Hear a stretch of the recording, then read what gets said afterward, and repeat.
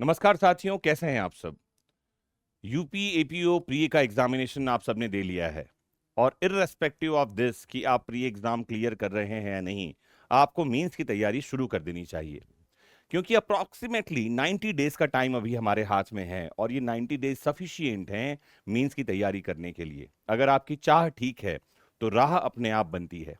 कहा भी गया है कि चाह सच्चा हो तो राहें भी निकल आती हैं और बिजलियां अर्श से खुद रास्ता दिखलाती हैं। अगर आपकी चाह पक्की है तो 90 डेज का ये समय यूपी एपीओ एग्जाम की तैयारी के लिए सफिशिएंट है। कैसे तैयारी करनी है, क्या रोड मैप होगा, मैं आपको बताने जा रहा हूं। तो आइए शुरू करते हैं यहां से।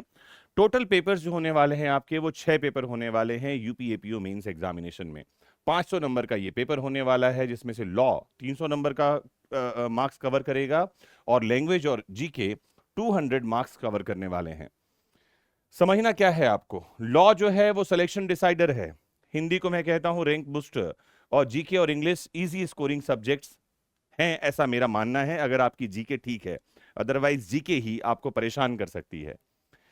टाइम अवेलेबल आपके पास में है लगभग 90 दिन का समय, और ड्यूरेशन गोल जो है इसको मैंने 3 फेज में डिवाइड किया है आपके लिए। पहला फेज 30 दिन का है, जिसमें कंप्लीट करना है हमको पूरा सिलेबस। दूसरा जो फेज है वो 30 दिन का है, 31 से 60 दिन के बीच का, डीप रिवीजन और आंसर राइटिंग के लिए इसको मैंने सेपरेट कर रखा है। और फेज 3 जो है डे 61 से 90 डेज का ये समय है, जहां हम फुल लेंथ टेस्ट देंगे और अपने आप को पॉलिश करने वाले हैं। क्या करना है पहले 30 डेज में? पहले 30 डेज में टारगेट रखना है पूरे सिलेबस को कंप्लीट करने का। Entire syllabus has to be read once. पूरे सिलेबस को एक बार हम पढ़ेंगे। क्या पढ़ना है, कैसे पढ़ना है, ये भी समझा दूं। अगर आप सोच रहे हो कि बैठकर आप पूरा बीएनएसएस पढ़ना चाहते हो तो नहीं, अब ये नहीं करना है ना। ध्यान रखिए, बहुत साल पहले, लगभग 2300 साल पहले आचार्य कौटिल्य नाम के एक व्यक्ति हुए इस दुनिया में, और कौटिल्य चाणक्य ने इस प्रश्न का अच्छा उत्तर दे दिया। वो ये कहते हैं कि जब आपके पास पढ़ने को बहुत कुछ हो, अनंत शास्त्रम बहुलाश्च विद्या अल्पश्च कालो बहुविघ्नता च। मतलब पढ़ने को बहुत कुछ है, अनंत शास्त्रम बहुलाश्च विद्या, सीखने को बहुत कुछ है, अल्पश्च कालो केवल 90 दिन का समय बच गया है, बहुविघ्नता च, और जीवन में बहुत सारी समस्याएं हैं। जिस किसी के जीवन में अपनी समस्या नहीं है वो दूसरे की समस्या को अपना बना के बैठा है। तो अनंत शास्त्रम बहुलाश्च विद्या अल्पश्च कालो बहुविघ्नता च यत् सारभूतम तदुपासनीयम हंसम यथा क्षीर वा वीमांबु मध्यात्। आचार्य कौटिल्य कह रहे हैं कि बेटा, जब समय कम हो, पढ़ने को बहुत कुछ हो, तो मैं क्या कह रहा हूं, एमजे सर क्या कह रहे हैं, सुन लो। सार को ग्रहण करके असार को छोड़ दो। जिस प्रकार हंसम यथा क्षीर मी वाम्बु मध्यात का मतलब है जिस प्रकार से हंस पानी और दूध को अलग अलग कर लेता है, वैसे आपको करना चाहिए। क्या करना है, बीएनएस और बीएनएसएस पर फोकस करना है। आईपीसी था, अब बीएनएस हो गया है, सीआरपीसी बीएनएसएस हो गया है, आपको भूलना नहीं है। इंपॉर्टेंट पॉइंट सेक्शंस को पढ़ेंगे, केस लॉस को छोड़ना नहीं है, क्योंकि यहां से क्वेश्चन पूछे जाते हैं। सेक्शंस पढ़िए, इंग्रेडिएंट्स पढ़िए, इलस्ट्रेशंस पढ़िए, केस लॉस पढ़िए, और ध्यान रखना है इंपॉर्टेंट टॉपिक्स को पढ़ना है। इंपॉर्टेंट टॉपिक्स क्या हैं? जैसे ऑफेंस अगेंस्ट बॉडी देखिए, अगर आप बीएनएस पढ़ रहे हैं, ऑफेंस अगेंस्ट प्रॉपर्टी देखिए, महिलाओं और बच्चों से संबंधित अपराधों पर फोकस कीजिए। इंपॉर्टेंट सेक्शंस क्या हैं, आपने प्री पढ़ते समय आपको समझ में आ गया होगा। नहीं है तो जरूर हमारे टीम मेंबर से मिलिए। यूपी एपीओ का मेंस बैच चल रहा है, उस पे आइए, जहां हम आपको इंपॉर्टेंट टॉपिक्स तो बता ही रहे हैं, जिसके बाहर से मेंस एग्जामिनेशन में कोई क्वेश्चन शायद ही आए। कैसे आएगा? तो इंपॉर्टेंट टॉपिक्स को पढ़ना है, इंग्रेडिएंट्स को ध्यान में रखना है, इलस्ट्रेशन और केस लॉज को छोड़ना नहीं है। साक्ष्य अधिनियम बहुत इंपॉर्टेंट रोल प्ले करेगा आपके एग्जाम में। रिलेवेंसी 5 से 55 के सेक्शन को पढ़ लीजिए, कन्फेशन एडमिशन उसमें ही शामिल हो जाते हैं। Burden of proof, of witnesses and presumptions, इतने टॉपिक बस पढ़ लीजिए, इसके बाहर से क्वेश्चन नहीं आएंगे, इतना बहुत है। फिर क्या पढ़ना है, अन्य अधिनियम, POCSO, SC/ST, IT act, prevention of corruption act, dowry prohibition act, arms act, UAPA, UP Goonda act, cow slaughter prohibition act और फॉरेनर्स एक्ट। इन एक्ट्स जो है आपको, ये जो एक्ट्स हैं छोटे छोटे एक्ट्स हैं, माइनर एक्ट्स कहे जाते हैं। करना क्या है, इनके इंपॉर्टेंट सेक्शन से पढ़िए, ऑफेंसेस और पनिशमेंट को ध्यान में रखिए, शॉर्ट नोट्स बना लीजिए, 1 से 2 पेज में रिवीजन हो जाए, ऐसी तैयारी आपको कर लेनी चाहिए। अगर कर लिया है तो बहुत बढ़िया, आपने आधा मैदान मार लिया है। अभी पढ़ करके, रिवाइज करके उसको याद करना है, मेमोरी में बिठाना है। फर्स्ट 30 डेज के बारे में आपको बता रहा हूं। इन फर्स्ट 30 डेज में ही आपको जनरल हिंदी पर फोकस करना है, essay writing, precis writing, letter writing, grammar, basic grammar, इन सब की प्रैक्टिस करनी है रोज। जनरल नॉलेज में कॉन्स्टिट्यूशन, करंट अफेयर्स और यूपी स्पेशल जीके पर ध्यान दीजिए। अगर ये फर्स्ट 30 डेज आपने बढ़िया काम कर लिया, 10 से 12 घंटे 14 घंटे आपने पढ़ाई कर ली है, तो आपका मोराल वैसे ही बूस्ट हो जाने वाला है, क्योंकि एक बार आप पूरा सिलेबस गो थ्रू कर चुके हो। और जब एक बार हम सिलेबस गो थ्रू कर लेते हैं तो कॉन्फिडेंस मल्टीपल टाइम्स बेटर हो जाता है। सेकेंड फेज में आइए, 31 टू 60 डेज में करना क्या है। Second and third revision, answer writing start कर देना है इस फेज में। डेली आंसर राइटिंग करना है आपको, ये मैंडेटरी है। क्या करना है, मेरी समझ तो ये कहती है कि अगर आपकी तैयारी अब ठीक ठाक हो गई है तो दिन में कम से कम 6 घंटे लिखिए, 3 घंटे सुबह, 3 घंटे शाम। बाकी समय पढ़िए, रिवीजन कीजिए, याद कीजिए, क्योंकि लिखने के लिए बहुत जरूरी है चीजें आपको याद भी हों। तो इन 30 डेज में हम चीजों को पढ़ेंगे, रिवीजन करेंगे और आंसर राइटिंग शुरू कर देंगे। लिखेंगे, सिर्फ लिखेंगे, ठीक है। How to write law answer, जब कभी भी लॉ आंसर आपको लिखना है तो बहुत जरूरी है कुछ इंग्रेडिएंट्स। कितने भी नंबर का वो क्वेश्चन हो, उसमें जरूरी है पर्टिकुलर लॉ का नाम, सेक्शन, उसके एसेंशियल एलिमेंट, और उस एसेंशियल एलिमेंट से मिलते जुलते जुड़े हुए रिलेटिंग, या तो जजमेंट चाहिए केस लॉस, या इलस्ट्रेशन चाहिए, या एग्जाम्पल चाहिए। It depends what type of question is asked in which law. तो आप ये चीजों को डालिए, कंक्लूजन लिखिए, और आपके आंसर का स्ट्रक्चर ये होना चाहिए जिससे आपका आंसर एक बेहतर आंसर के रूप में जाना जाएगा।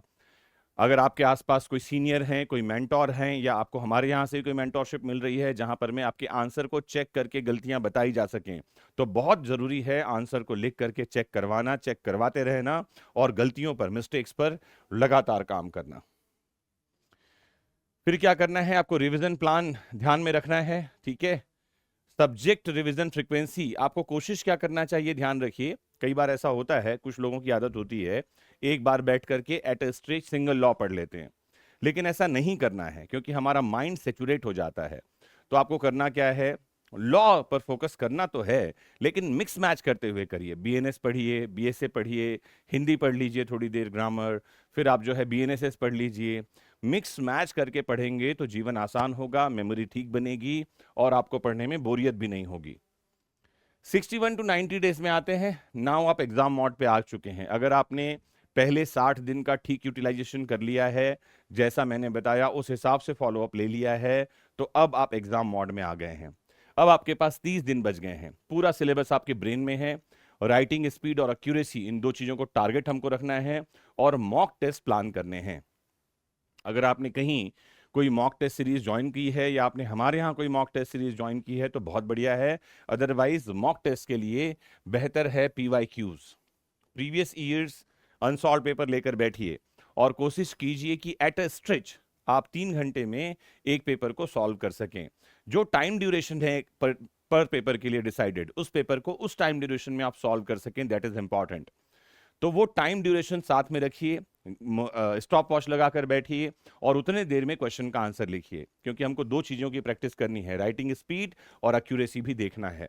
आपने आंसर तो लिख लिया, टाइम ड्यूरेशन तो देख लिया, बहुत जरूरी है आसपास को इसको चेक कर सके, क्योंकि आप सही आंसर लिख रहे हो या नहीं आप कैसे डिसाइड करोगे। नो वन कैन बी जज in his own case, you must not forget that. Now 61 to 90 days में ही आपको टाइम मैनेजमेंट प्रैक्टिस करना है। लॉ पेपर के लिए 3 घंटे का समय है, 10 क्वेश्चन अप्रोक्सीमेटली आते हैं, तो 15 से 18 मिनट पर आंसर को आपको लगाना है। अगर 15 मिनट आप एक आंसर को दे रहे हो तो कोशिश कीजिए कि 1 मिनट पहले आंसर को कंक्लूड कीजिए। टाइमर लगाकर आंसर लिखना जरूरी है, और उसके साथ राइटिंग और एक्यूरेसी भी आपकी सही होनी चाहिए। तो इतनी बातें अगर आपने समझ ली हैं, तो सब्जेक्ट वाइज फाइनल स्ट्रेटेजी आपको ध्यान में रखना है। Criminal law, evidence law, other act, इन 3 चीजों को आपको ध्यान में रखना है। समरी नोट्स आपने बना लिया होगा, तब तक रिवीजन करने के लिए आसान होगा।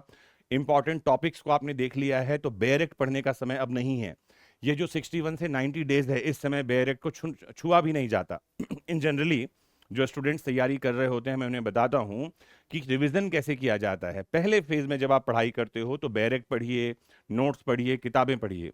दूसरे फेज में जब आप रिवीजन करते हो तो सिर्फ अपने नोट्स पर रिलाई कीजिए, और जब फाइनल रिवीजन करना होता है तो शॉर्ट नोट्स, क्विक नोट्स को रिवाइज करना होता है। सब कुछ नहीं पढ़ना होता, क्योंकि सब कुछ पढ़ने का समय ही नहीं है।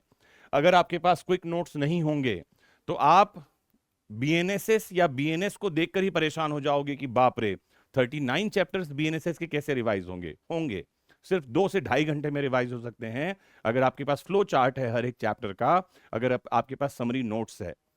तो रिवीजन करना है लॉज को,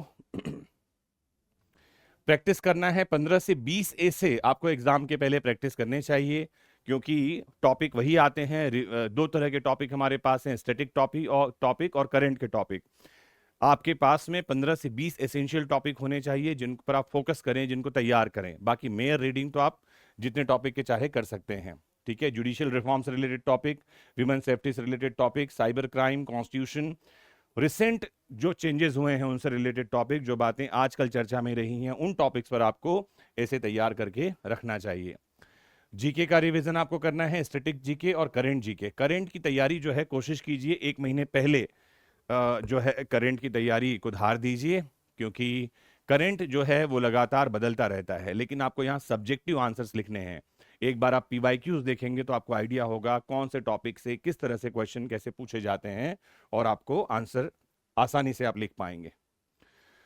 कुछ कॉमन मिस्टेक्स हैं लोग जो करते हैं, आपको नहीं करना है। स्टूडेंट्स बैठकर सिर्फ पढ़ते रहते हैं, नहीं, आपको लिखना भी है, सिर्फ पढ़ना नहीं है, लिखना भी है ना। ये मिस्टेक है, लोग लिखते ही नहीं है। Ignoring Hindi paper, Hindi medium के स्टूडेंट्स खास तौर पर सोचते हैं कि हम तो हिंदी में माहिर हैं, हम कर लेंगे। ना ना ना, हिंदी में माहिर होना और हिंदी ग्रामर को जानना, दोनों में बहुत डिफरेंस है। नहीं इग्नोर करना है। नॉट रिवाइजिंग बेयर एक्ट, आपको फर्स्ट 30 डेज में एक बार रिवीजन कर लेना है बेयर एक्ट का। जैसा कि मैंने बताया, फर्स्ट 30 डेज रीडिंग फेज है आपका, वहां रिवीजन करिए। और टू मनी सोर्सेस पर भरोसा नहीं करना है।